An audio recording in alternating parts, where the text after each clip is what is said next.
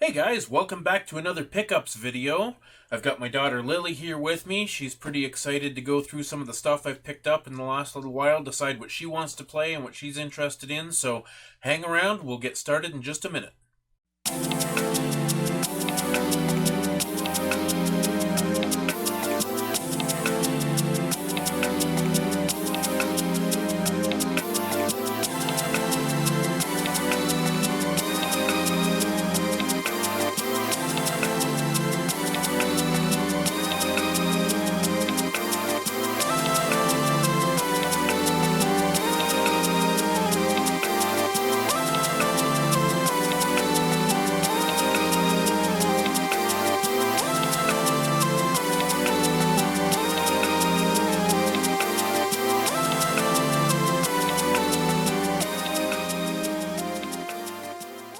Alright guys, welcome back. Well, today, as we said, it's another pickups video, so we're going to take a look at some of the things I've picked up in the last month or two. I'm going to start with a little bit of a story. This is actually kind of interesting. I picked this up at EB Games, that's our local version of GameStop, not too long ago for $1. They had a $1 sale. Now, you know, these Guinness World Records books, they're everywhere. They're in dollar stores, they're all over the place. But this book is actually pretty interesting, and I'll show you, there's some really interesting articles, some really interesting statistics and facts and figures about really popular games and stuff like that. It's actually a really interesting book, and it's sparked me from flipping through this that I want to actually collect all of them. I guess they've been doing this since about, I think it said 2008 or something, so I actually want to track down the rest of these books and kind of get a bit of a collection going. They actually mentioned Minecraft in this book. Did you want to have a look at it? Yeah, I can see Steve and the creeper. Yeah. So we're gonna move back and forth between, I've picked up not just video games, I've picked up some video game related items. I picked up some Blu-rays and DVDs that I don't really collect Blu-rays and DVDs all that much unless the content is something either video game related or it is, something that's particularly special to me, as you'll see with a couple of things here, the things that I've been wanting for a really long time. So the first thing I want to show you, I picked up on Blu-ray, is Scott Pilgrim vs. the World. Now, I actually really enjoyed this movie. Have you ever seen this? So this is a kind of a crazy movie where this nerdy guy, somehow, I don't even understand how it all works. It was based on a comic book graphic novel series, but he somehow develops video game powers, and he's able to, defeat these, video game bad guys, these certain bosses to, win the girl or something. It's a really bizarre movie, but it's really good. Sounds fun. There was actually a video game based on this that was digital only on the Xbox 360, and you can't get it anymore. So people actually pay quite a bit of money to buy a used Xbox 360 that has the Scott Pilgrim game installed on it, because there's no other way to get that game at this point. Sounds really fun.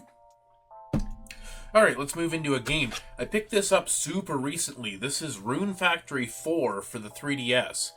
Now, I've never played a Rune Factory game, but I have played a Harvest Moon game, and these are considered to be kind of Harvest Moon spin-offs. It's a farming simulator sort of game mixed with a fantasy storyline. I just started this game yesterday, actually.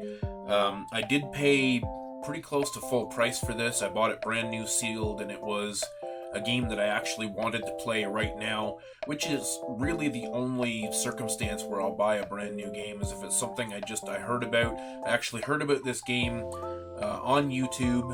I was watching a top 10 simulation games for the 3DS video that caught my interest, and this and a couple of other games that I already own were in the top 3 or 4 on that list, so I decided I'd better pick it up and check it out, because it was, mentioned to be up there with the other games that I really love, like Fantasy Life and Harvest Moon and things like that. So, have you ever played a game like this? I guess you played a little bit of Farmville, didn't you? Or no, Happy Acres. Yeah, Happy Acres. I did play a tiny bit of Farmville, but it got really confusing. Yeah. But yeah, I played Happy Acres. So yeah, Happy Acres is a game on Facebook that me and the kids have been playing off and on, just a little farming simulator. This, though, has like a fantasy storyline. I first started this game yesterday, and you're like this girl who's bringing a gift to a god in a country, and you're flying on like an airship, and then these bad guys jump out of the barrels. They were like stowaways on the airship, and they attack her with swords, and they want to steal the gift away from her, and the gift ends up getting knocked overboard, and then they get into a fight with the girl, and the girl ends up getting knocked overboard, and she ends up landing in a castle on top of this dragon god, and she gets amnesia. She forgets who she is, right? And then the dragon thinks that she's like a princess or something, so the dragon actually like sets her up in the castle as like the princess of the land, and she has to like fix up the kingdom and you know, fix up buildings and do farming and all this kind of stuff to like bring back the vitality to the land or whatever. Cool.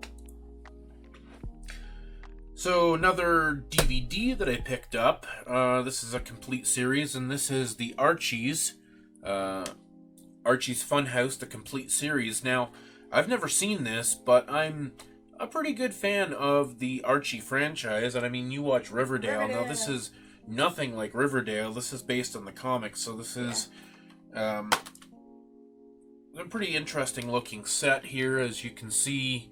You know, nice artwork and stuff. I basically picked it up for the artwork. I read a lot of Archies when I was a kid, and this was something I picked it up at the pawn shop that I work at for like $3, and I thought I just can't pass up on it for $3. I got to check it out. Have you ever read any Archie comics? When I was in grade 3, yeah. Yeah. But I don't really remember anything, and I probably just looked at the pictures. So another really cool pickup that I got from the pawn shop that I work at. Now, I do not collect NES games. At this time, I don't even have an NES. I'm not really all that interested in cartridge-based games, but I got these two games for an insane steal, and I picked them up purely for nostalgia. And that is Teenage Mutant Ninja Turtles 1 and 2 for the NES. I picked these games up for $5 a piece. Now, they're not hugely expensive games, but they are well-loved and well-respected games on the NES.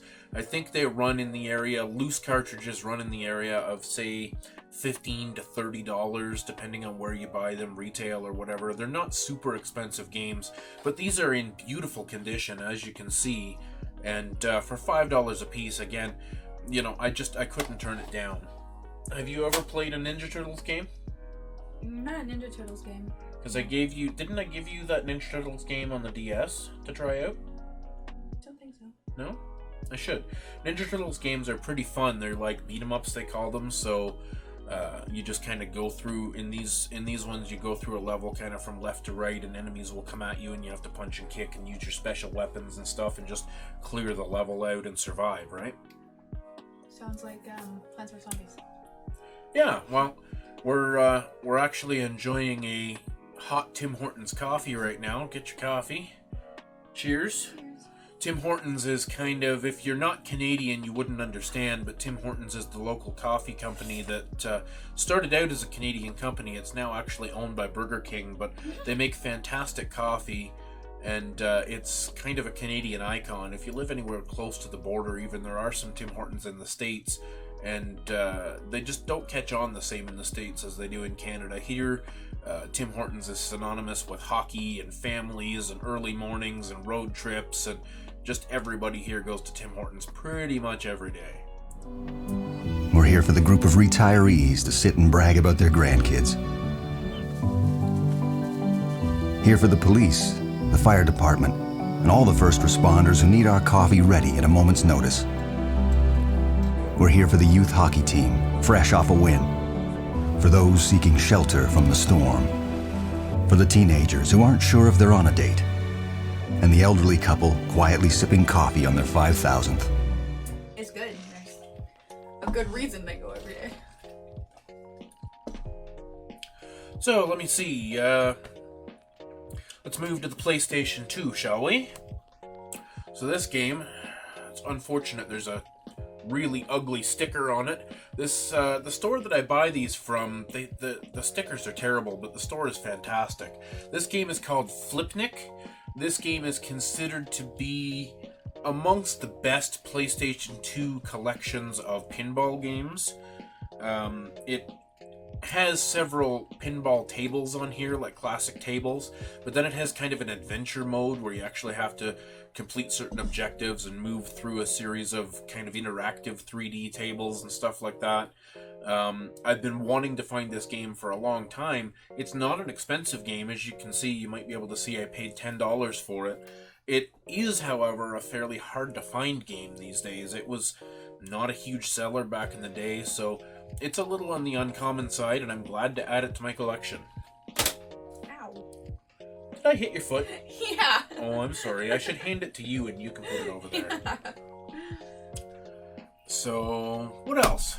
Alright, well, again, another thing I picked up at the pawn shop I work at, and that is Season 1 and Season 2 DVD box sets of Dragon Ball GT. I have not watched Dragon Ball GT yet, and that's why I picked these up. I've just started, in the last couple of months, I've just started watching the original Dragon Ball Z. You can see everything's in really nice condition here. And I really actually enjoy the original Dragon Ball Z. Somebody recommended that Dragon Ball GT was pretty cool. And again, I found these for $3 a piece at the pawn shop that I work at. So, you know, anime DVDs, they tend to hold their value. They're definitely worth more than $3 a piece. So I couldn't turn it down, even though I don't really collect DVDs, and I probably won't watch this show on DVD. I just couldn't really turn down the urge to have something cool on my shelf for $3 a piece. It makes a... Have you ever watched any Dragon Ball? No. It makes it like the Yeah. thing on the side. That's fun. Dragon Ball is it's a martial arts combat show. It's a cartoon, obviously. It's an anime. And it's all about this guy, Goku, who came from another planet, but he was raised by people on Earth, and he has extraordinary powers, and he's like the defender of Earth, so it's kind of like a superhero show with a Japanese twist. He has definite superpowers, like he can, you know, you see all kinds of, memes on the internet about, Superman or the Hulk versus Goku and who would win, and all kinds of debate between the anime crowd and the Western comics crowd, but I actually really enjoy the original show, so I thought I would give it a try. I don't think anybody should be comparing anime things versus, like, Superman and stuff. They're not even in the same, like, world whatsoever at all. No, but, when you have characters that have similar abilities, like Goku can fly, and he can punch really hard, he's super strong, and he can make energy bursts come out of his hands and stuff, so he's definitely very similar to the archetype of a superhero, right? So comparisons are inevitable. People want to, cheer for their favorite, whether you like the Hulk, you think the Hulk is the strongest being in the world, or whether you think Superman's the strongest being in the world. Some people say One Punch Man might be be able to beat Superman. Some people say Goku could beat all of them. His power in the show, especially as it moves on, it's kind of like the Hulk's, where no matter what challenge he faces, he always manages to power up to the point where his power is basically limitless. He sounds a lot like Superman, coming from another planet. Yeah, exactly. So, let's move back to the 3DS for my next pickup, and that is Legend of Zelda Ocarina of Time 3D for the 3DS. Now, I'd been looking for this game for a while because I picked up Majora's Mask for the 3DS on, in a bulk buy last summer, and I didn't want to play Majora's Mask because I've never played either one of these. I never had an N64 back in the day. Ocarina of Time, for most people, is considered to be, if not the best, one of the top 2 or 3 Zelda games of all time. I personally, from watching gameplay footage and stuff, I don't think I'm going to enjoy this game as much as I enjoyed Breath of the Wild, but I definitely wanted to play this, and this is in the modern day, this is the best way to play it on the 3DS because the graphics are much improved, and I love my 3DS. It's literally my favorite gaming device right now because of my lifestyle. I'm very busy. I'm on the road a lot. I, deliver pizza on the weekends, and I work at the pawn shop, so I take my 3DS with me all over the place, as you know, and I can play on lunch break, I can play between pizza deliveries, or in the car while I'm waiting for my next shift to start or something, so I've really been enjoying collecting for the 3DS of late, and I'm really happy to add this to my collection now, because now I can play both of those games. Yeah, you put your 3DS in your ginormous Domino's buckets. What is Zelda? Zelda, how do I explain Zelda? Zelda is it's a fantasy adventure series, and it started out on the original Nintendo, like those Turtles cartridges on that original Nintendo. It started out as a top-down kind of map where you're kind of up in the sky and you're directing a character that's running around on the ground. So it's a top-down view, and you would go around and slay monsters, and you'd find your way into dungeons and solve puzzles. There's all kinds of really unique puzzles in the games that you have to solve in order to level up your character and eventually get the Master Sword and beat the major boss. But it's a lot of adventure, it's a lot of puzzle solving. There's a pretty big variety in the types of Zelda games out there. The original ones were top-down, but Breath of the Wild, which is the one I played the most, is like a third-person adventure game, so you can actually, see your character in front of you instead of from top-down. And again, it's the same idea. There are shrines that you have to beat in order to get your heart containers to level your character up, and there are all kinds of monsters and things in the world that you have to beat and take their weapons, and you have to craft food in order to feed yourself, and you need special potions in order to survive extreme heat or extreme cold, or so it's a very involved game. There's a lot to it. I really love the Zelda franchise, and Ocarina of Time, everybody says Ocarina of Time is the best one. I've seen enough footage on YouTube of this game, and I've seen other people playing it to know I'm probably not going to enjoy it as much as people who were there back in the day to enjoy it when it was new, just because the graphics are dated and the gameplay is dated, the controls and things like that. But from what I understand, the 3DS is the best way to play the game at this point. So, moving back to DVDs, now remember I said I really only want to collect DVDs that are either unique or, something that is very special to me. Now, I have wanted these. I could have bought them 50 times over. These have been available for, coming on 15 or 20 years now, I think. When was Lord of the Rings released? So these have been available for, just about 20 years, 15, 20 years now. Lord of the Rings was released in the early 2000s, and I have always wanted this set, and that is the special extended versions of all 3 Lord of the Rings movies. These are beautiful sets. They have some wonderful artwork on them. I'm sure many of you will be familiar with these, but there is a ton of bonus features available in these, you see? Mm-hmm. So you've got 2 discs for the movie because it's extended, so the movie's actually like almost 4 hours long or whatever, and then you have 2 bonus features discs that have interviews and behind the scenes stuff and bloopers and all kinds of crazy stuff on these. And the extended versions are by far the best way to watch these movies. They really fix up. You've seen the extended versions, I believe, with me. I have these digitally, but these sets are just absolutely beautiful, and the way they're designed, they just, they look like something really substantial on a shelf, and I've always wanted them. I found these at the pawn shop that I work at. I paid $1 a piece for these, which is a great deal. $3 for these, and they're in absolutely immaculate, pristine condition, not a scratch or a scuff on them. Even today, you can pay $10 to $15 to $20 for this set, no problem, at a flea market or wherever, and they're not likely gonna be in as good a shape as these ones are. Did you want to put those over there for me? Mm-hmm. And don't think I've ever watched those movies with you. I know I watched them on Netflix. You've seen them on Netflix. So I Yeah, don't we think I've haven't seen watched the them extended. together. See, Lord of the Rings was one of the first fantasy stories that I read in my early teens. And, you know, I've read the books, I don't know, at least 4 or 5 times. And when the movies came out, Lord of the Rings was kind of my Star Wars. I was a little bit too young for Star Wars. I mean, I was there, but, you know, I was 5 years old when Star Wars came out. My parents didn't really let me watch it, so I didn't really see Star Wars until I was more like 10 or 11. So for me, Lord of the Rings, having read the books and then come back to the movies fairly shortly after I had read the books, so, you know, within 4, 5, 6 years after I read the books, it was a life-changing experience for me to see these movies, and then to come back and see them on DVD a year later in the extended version that we didn't see in theaters.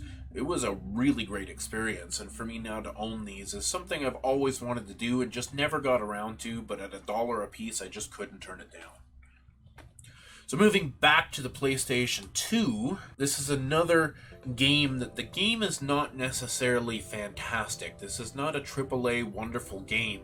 However, it's from a fandom that I am pretty passionate about, and that is Battlestar Galactica for the PlayStation 2. I picked this up at... Where did I pick this up? I picked this up at Final Boss, the same place that has the nasty stickers, but I managed to get the sticker off of this one. This is based on... It's kind of like a prequel to the original series from 1978. So this is not based on the reboot that came out in the early 2000s. This is based on the original series with Lorne Greene. So yeah, this is a prequel. It's about 20 or 30 years before the events of the original TV show from 1978 or 1979 when that came out. And apparently... you get to fly a Viper as Captain Adama when he was a young man before he was the captain of the entire Battlestar. This is a space shooter. It's it's a flight sim style space shooter. It's fairly challenging from what I've seen. I have yet to play this game. It's on my list for coming up very soon because I absolutely love the original Battlestar Galactica, and I'm really excited to delve into some more story behind it. Want to put that over there? Yeah. Coffee break. Coffee! Well, I've been drinking coffee this whole time because you're talking, so.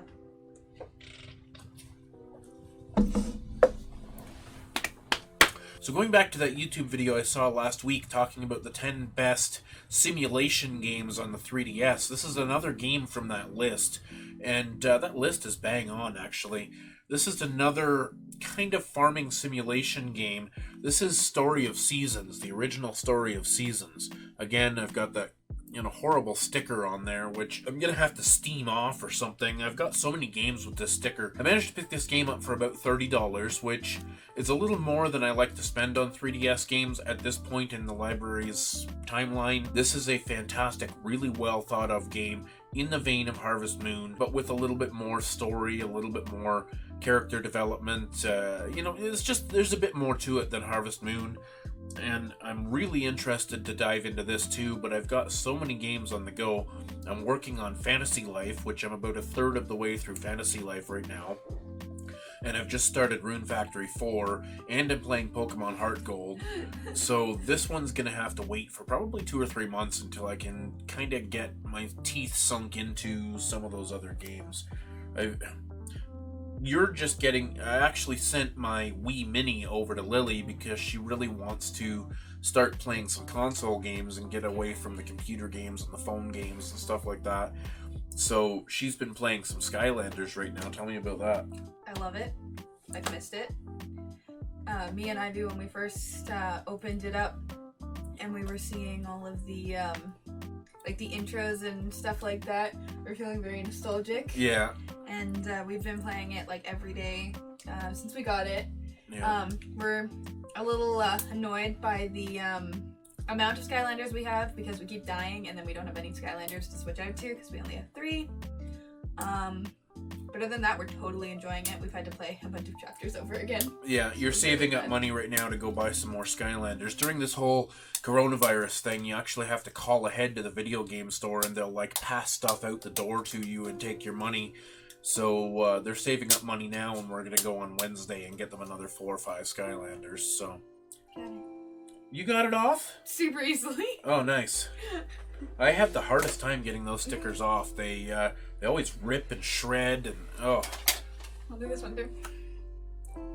You got fingernails I don't have? I don't have any fingernails. I don't have fingernails either. Okay, so moving on to the next game, let's go to PlayStation 3. Now this is a game, again, I picked this up at the pawn shop I work at for, I think it was $2. And this is a game that is recommended highly by Metal Jesus. It's, he's mentioned it more than once in his Hidden Gems videos and things like that. And that is Time Crisis 4. I don't know a lot about the Time Crisis games, except for what I've seen Metal Jesus, footage playing it and talking about it.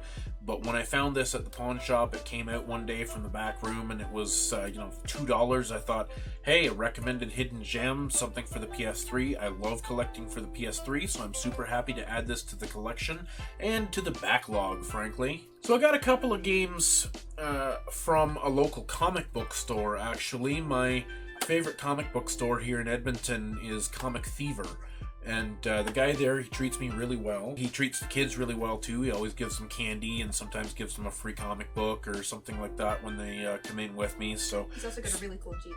Yeah, he does have a cool Jeep. So, just super nice guy to deal with. I actually took some comic books in there to sell to him a while back, and I gave him just kind of a blanket price. I sold him a whole short box of comic books, and I think he gave me like $25 for the box. And then the next week when I went in there, he actually pulled me aside and handed me an extra $20 and said, look, I actually did really well on that box. There was some stuff in there that I didn't notice on first inspection, so I wanted to make sure that you got a little bit more from that. So yeah, he didn't have to do that at all. I had happily sold the box to him for $25, and he remembered me and he gave me that extra money, which I turned around and spent in his store on these two games. This one is one of those weird original Xbox exclusives. Well, I don't think it's an exclusive actually, but Dr. Muto. And I know nothing about this game, but I'm super excited. I love all these quirky cartoon platformers and puzzle games and things that came out on the original Xbox. The library on the original Xbox is just fantastic with all kinds of quirky, strange games. That one looks like something that's worth checking out. And I think I picked it up for, like I say, I used the $20 credit that the guy gave me. I got that game, and I got this game, which I have been eyeballing for a really long time. And this is, as far as I understand, a continuation of the Ghosts and Goblins series on the Super Nintendo and the Sega Genesis, and that is Maximo Ghost to Glory. I've never really played a Maximo game, but I have played Ghouls and Ghosts and Goblins back in the 16-bit generation, so I thought this would be an interesting game to try because I really love the original series. So these games are known to be really punishingly difficult, so I don't know how far I'll get because, frankly, my response time is a little bit slower than the kids these days, so I tend to like slower paced games that are a little bit more on the easy side or choose the easiest setting possible. I just like to get through these games and be able to talk about them and not really struggle too much. So another couple games that I picked up at the pawn shop, I love these classic arcade collections, and I couldn't turn down for the Xbox 360 Midway Arcade Origins. Now this game includes all kinds of classics like Joust, Defender, Rampage, Total Carnage, Gauntlet, Arch Rivals, Defender 2, Gauntlet 2, Smash TV, Spy Hunter. Just a lot of really great games on here. And again, I picked this up at the pawn shop I work at for $2, I think it was. Yeah, Xbox 360 games are $2. So they don't necessarily have any really high-end titles. For something like this that's got 30 games or something on it, 30 plus games in HD, you just pop it in and play it. I don't have to download anything. I don't have to install anything. It's just a fantastic way to go back and relive some of those old arcade classics. For $2, I couldn't pass. I'm happy to add it to my collection. How are you making it with the stickers? This one was a little bit more difficult because you already ripped it, so. But I got 3 off now, and I'm gonna take the one off the game you just showed, because there's a green one on it. Which isn't as bad as the bright red ones, but... So I picked this one up, actually, again, at the pawn shop that I work at. And this is a special edition, the augmented edition of Deus Ex Human Revolution. Now this is a pretty cool set, because it comes with, as you can see, it comes with the game in, you know, a nice fold-out binder with some bonus features on a disc. And then it comes with an art book, and the art book is really cool. You get to see, you know, some of the art from the game. I'm not doing very well at lining this up in front of the camera. But, you know, anytime I can pick something like this up, and again, I picked this up for $2 or $3. I don't remember exactly. It's Xbox 360, so I think it was $2. And you really can't complain. Again, you know, to put a collector's edition of a game in my collection for $2, I just couldn't complain. I've heard a lot of good things about the Deus Ex games. I have not played them. Like a lot of the things in this pickups video, I haven't played these games yet. So I will let you know down the road when I play these games what I think of them. But definitely happy to add it to the collection for $2. This sticker? Super easy. I enjoyed taking that sticker off. Yeah. And what does augmented mean? Augmented means added to. So, like, a cyborg is augmented human who has electronics added to his body to make him more powerful, stronger, whatever. So he's augmented because he has things added to him to make him better. Ah. So, just down to the end of the pile here. Stick around, I've got something pretty cool to show you at the end of the video. But, a couple other games I'm going to go through real quick here. Nothing super impressive, but some games that I'm pretty happy to add to my collection that I got pretty cheap. PlayStation 2, The Suffering, The Ties That Bind. This game is pretty highly regarded, and as soon as I saw it, I knew I was going to pick it up for the $2 that it was being sold for. It's a pretty interesting game. This game is really insane. It's got all kinds of monster killing, demon hunting, zombie sort of a vibe to it. It's pretty fast paced, pretty cheesy, but it's a game that I think I'm gonna have a lot of fun with. I got the sticker off the book. You got the sticker off the book too. I need to keep her around here. I've got so many stickers that need to be removed. Look at all these stickers. I got a handful of stickers chilling. Where are you going? Put it in the garbage. Putting in the garbage, okay. Down to the last 3 games here. Ridge Racer 5. Now, I absolutely love the Ridge Racer series on the PlayStation 1. Ridge Racer Type 4 or Ridge Racer R4 Type 4 was one of my favorite games on the PlayStation 1.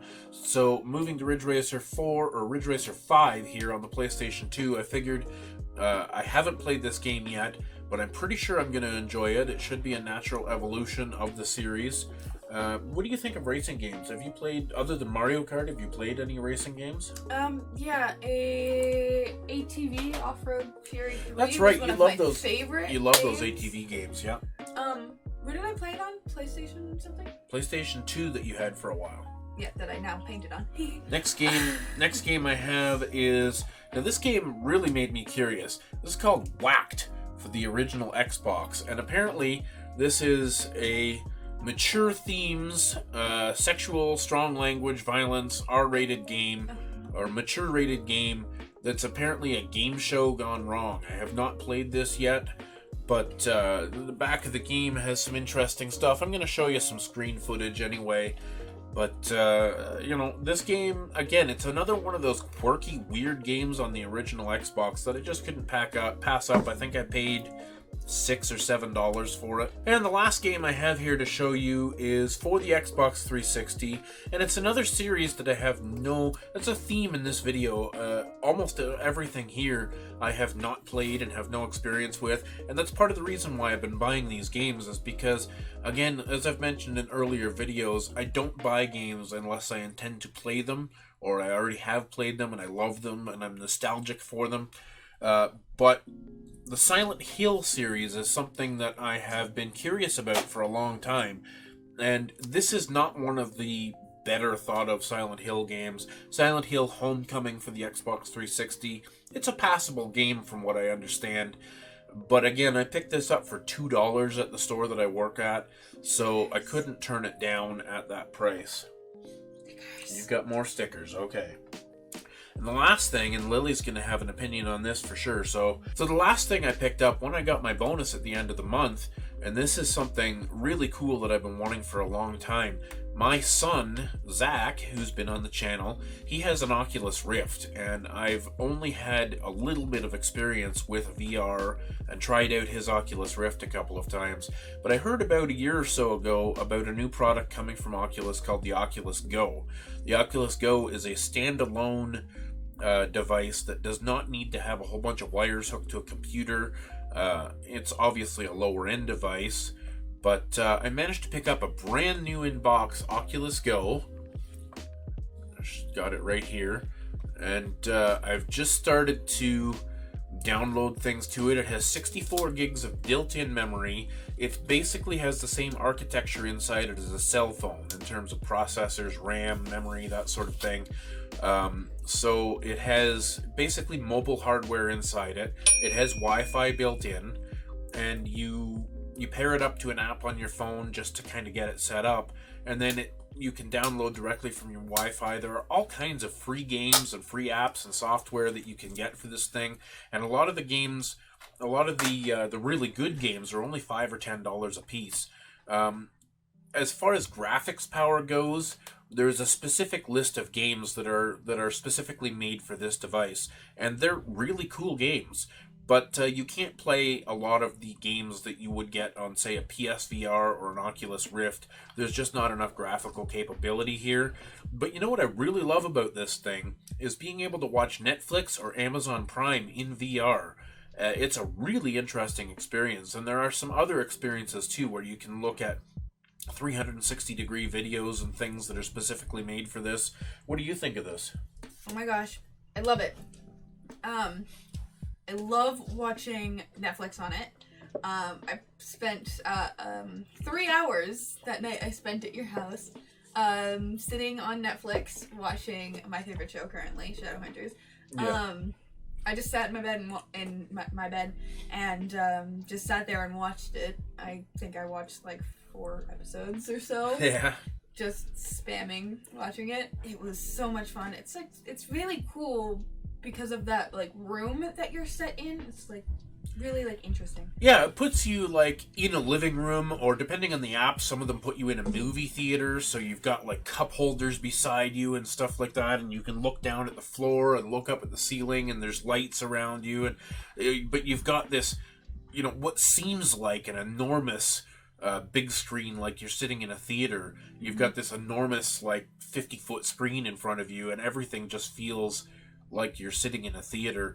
So, you know, just watching, I've started watching Star Trek Voyager. I'm going to watch the whole Voyager series. I've seen it before, obviously, but that's going to be my little thing now, is I'm going to watch Star Trek Voyager in VR all the way through.